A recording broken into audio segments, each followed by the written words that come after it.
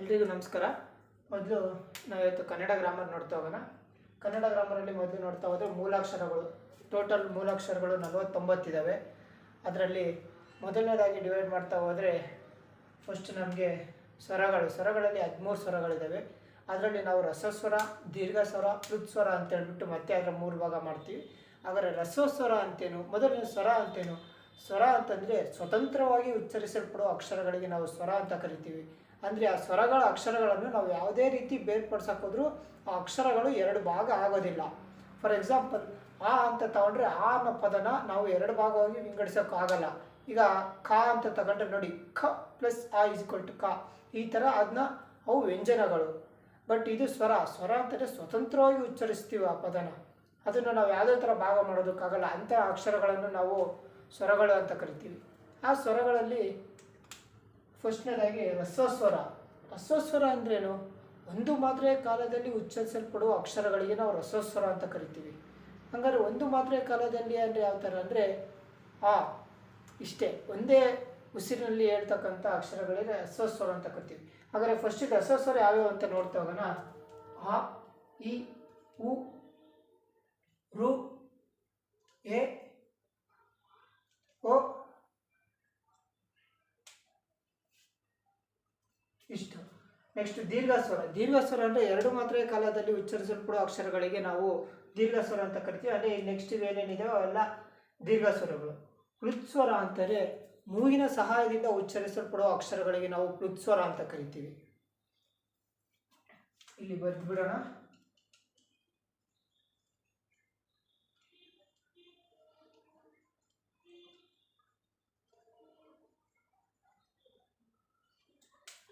Okay, next ವ್ಯಂಜನಗಳು ಅಂದರೆ ಸ್ವರಗಳ 2ನೇ ಭಾಗ. ವ್ಯಂಜನಗಳಲ್ಲಿ ಟೋಟಲ್ ನಮಗೆ 34 ಅಕ್ಷರಗಳು ಬರ್ತವೆ. ಅದರಲ್ಲಿ ಮತ್ತೆ ನಾವು 2 ಭಾಗ ಮಾಡ್ತಾ ಹೋಗ್ತೀವಿ. ಒಂದು ವರ್ಗೀಯ ವ್ಯಂಜನ, ಇನ್ನೊಂದು ಅವರ್ಗೀಯ ವ್ಯಂಜನ ಅಂತ. ಹಾಗಾದರೆ ವರ್ಗೀಯ ವ್ಯಂಜನ ಯಾವುವು, ಅವರ್ಗೀಯ ವ್ಯಂಜನ ಯಾವುವು? ವರ್ಗೀಯ ವ್ಯಂಜನ ಅಂದರೆ ಕ, ಛ, ಠ, ತ, ಪ, ಅವೇನು ಅಷ್ಟು ಲೈನ್ಸ್ ಇದಾವೋ, ಅಷ್ಟು ಸಾಲುಗಳಿದಾವೋ ಅದನ್ನು ನಾವು ವರ್ಗೀಯ ವ್ಯಂಜನ ಅಂತ ಕರಿತೀವಿ. ಹಾಗಾಗಿ ಅವರ್ಗೀಯ ವ್ಯಂಜನಗಳು ಯಾವುವು ಅಂತಂದರೆ ನೋಡ್ತಾ ಹೋಗ್ಬೋದು. ಯ, ರ, ಲ, ವ, ಶೇ, ಶ, ಸ, ಹ, ಳ ಅವೇನಿದಾವೋ ಅವೆಲ್ಲ ಅವರ್ಗೀಯ ವ್ಯಂಜನ. ಈ ವರ್ಗೀಯ ವ್ಯಂಜನದಲ್ಲಿ ಮತ್ತೆ ನಾವು 3 ಭಾಗ ಮಾಡ್ತಾ ಹೋಗ್ತೀವಿ. ಮೊದಲನೇದಾಗಿ ಒಂದು ಅಲ್ಪಪ್ರಾಣ, ಮಹಾಪ್ರಾಣ, ಇನ್ನೊಂದು ಅನುನಾಸಿಕ. ಅಲ್ಪಪ್ರಾಣ ಅಂದರೆ ಹ್ರಸ್ವಸ್ವರದ ಸಹಾಯದಿಂದ ಉಚ್ಚರಿಸಲ್ಪಡುವ ಅಕ್ಷರಗಳಿಗೆ ನಾವು ಅಲ್ಪಪ್ರಾಣ ಅಂತ ಕರಿತೀವಿ. ಮಹಾಪ್ರಾಣ ಅಂತಂದರೆ ದೀರ್ಘ ಸ್ವರಗಳ ಸಹಾಯದಿಂದ ಉಚ್ಚರಿಸಲ್ಪಡುವ ಅಕ್ಷರಗಳಿಗೆ ನಾವು ಮಹಾಪ್ರಾಣ ಅಂತ ಕರಿತೀವಿ. ಹಾಗಾದರೆ ಅನುನಾಸಿಕ ಅಂದ್ರೇನು? ಅನುನಾಸಿಕ ಅಂದರೆ ಇಲ್ಲೇನು ಲಾಸ್ಟ್ ಲೈನಲ್ಲಿ 5 ಅಕ್ಷರಗಳು ಬರ್ತಾವೋ ಈ 5 ಅಕ್ಷರಗಳನ್ನು ನಾವು ಮೂಗಿನ ಸಹಾಯದಿಂದ ಉಚ್ಚರಿಸಲ್ಪಡ್ತೀವಿ. ಅವನ್ನ ನಾವು ಅನುನಾಸಿಕ ಅಂತ ಕರಿತಾ ಹೋಗ್ತೀವಿ.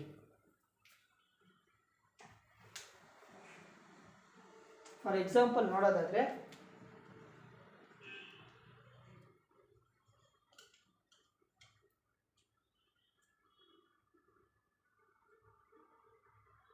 ನೋಡಿ, ಇದು ಅಲ್ಪಪ್ರಾಣ ಅಕ್ಷರ. ನೋಡಿ ಇಲ್ಲಿ ಹ್ರಸ್ವಸ್ವರದ ಸಹಾಯದಿಂದ ಉಚ್ಚರಿಸಲ್ಪಡುವ ಅಕ್ಷರಗಳಿಗೆ ನಾವು ಅಲ್ಪಪ್ರಾಣ ಅಂತ ಕರಿತೀವಿ. ಅದೇ ರೀತಿ ಇಲ್ಲಿ ದೀರ್ಘ ಸ್ವರ ತಗೊಂಡು ನಾವು ಬರ್ಕೊಂಡಿದ್ದೀವಿ ಅಂದರೆ ಅದನ್ನ ನಾವು ಮಹಾಪ್ರಾಣ ಅಂತ ಕರಿತಾ ಹೋಗ್ತೀವಿ. ನೆಕ್ಸ್ಟ್ ಇಲ್ಲಿ ಗುಣಿತಾಕ್ಷರ ನೋಡೋದಾದ್ರೆ ಗುಣಿತಾಕ್ಷರ ಇದೇ ಥರ ಬರುತ್ತೆ. ಆದರೆ ಒಂದು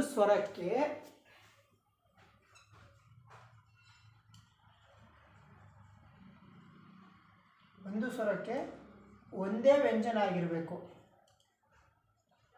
ಆಗಿದ್ರೆ ಮಾತ್ರ ನಾವು ಗುಣಿತಾಕ್ಷರ ಅಂತ ಕರಿತಾ ಹೋಗ್ತೀವಿ, ಅಥವಾ ಕಾಗುಣಿತ ಅಂತ ನಾವು ಕರಿತಾ ಹೋಗ್ತೀವಿ. ಸಂಯುಕ್ತಾಕ್ಷರ ಅಂದರೆ ಒಂದು ಸ್ವರಕ್ಕೆ ಒಂದು ಅಥವಾ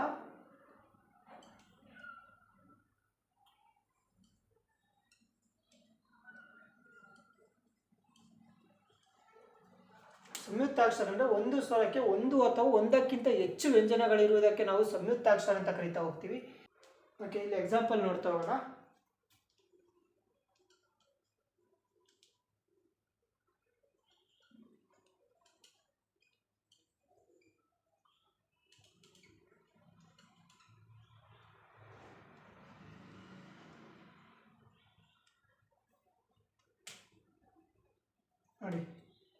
ನ ಪ್ಲಸ್ ಆ ಪ್ಲಸ್ ಅಲ್ಲೇ ನಾ ಆಯಿತು, ಮಾ ಇಲ್ಲಿ ಎರಡು ವ್ಯಂಜನಗಳು ಬಂದಿದೆ ನೋಡಿ, ಇಲ್ಲಿಗೆ ಇಸ್ ಈಕ್ವಲ್ ಟು ಮಾ, ಅಲ್ಲಿಗೆ ನಮ್ಮ, ಇದು ಸಜಾತಿ ಆಗುತ್ತೆ.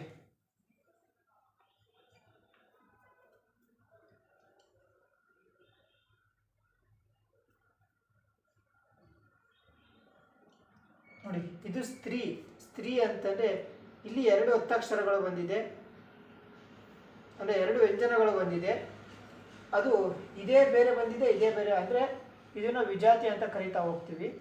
ಅಂದರೆ ಸಜಾತಿ ಅಂತಂದರೆ ಯಾವ ಅಕ್ಷರಗಳಿಗೆ ತನ್ನದೇ ಆದ ಒಂದು ಒತ್ತಕ್ಷರ ಬಂದಿರುತ್ತೋ ಅದಕ್ಕೆ ನಾವು ಸಜಾತಿ ಅಂತ ಕರಿತೀವಿ.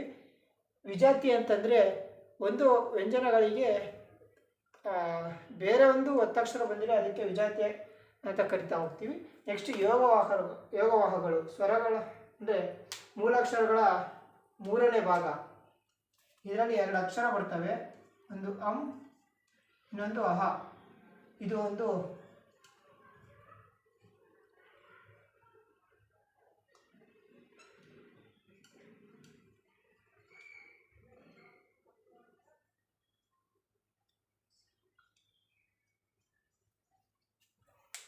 ಒಂದನ್ನು ಅನುನಾಸಿಕ, ಇನ್ನೊಂದು ವಿಸರ್ಗ ಅಂತ ಕರಿತಾ ಹೋಗ್ತೀವಿ.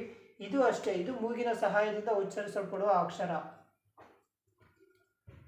ಮೂಗಿನ ಸಹಾಯದಿಂದ ಉಚ್ಚರಿಸಲ್ಪಡುವ ಅಕ್ಷರಗಳಿಗೆ ನಾವು ಯೋಗವಾಹಗಳು ಅಂತ ಕರಿತಾ ಹೋಗ್ತೀವಿ.